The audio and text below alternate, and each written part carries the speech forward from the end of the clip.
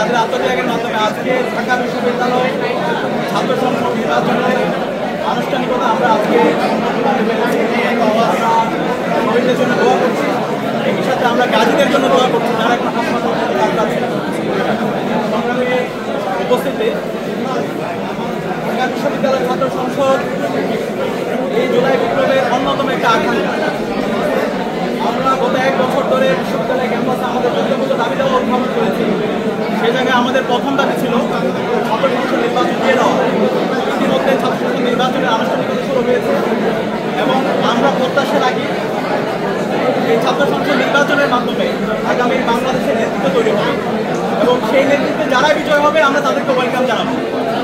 ইসলামী ছাত্র শিবিরের জায়গা থেকে আমরা চেয়েছি বিশ্ববিদ্যালয়ের যত ধরনের শিক্ষার্থী আছে আমরা সবাইকে আমাদের যে জোট করছে, আমাদের যে প্যানেল করছে সেখানে রিপ্রেজেন্ট করার জন্য। ইতিমধ্যে আমাদের প্যানেলে কারা কারা থাকছে সেটা আপনারা জানতে পেরেছেন।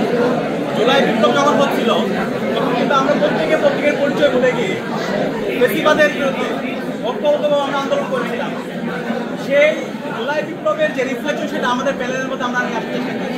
এখানে ইসলামী ছাত্র শিবিরের নেতাকর্মীরা যেমন আছে, এর বাইরে ইন্ডিপেন্ডেন্ট যারা অ্যাক্টিভিস্ট আছে তারাও আছে। এর পাশাপাশি আমাদের যে হচ্ছে চাকমা সম্প্রদায়ের আমাদের ভাইরা আছে, এর পাশাপাশি আমাদের বোনরা আছে। তো আমরা চেয়েছি একটা ইনক্লুসিভ প্যানেল।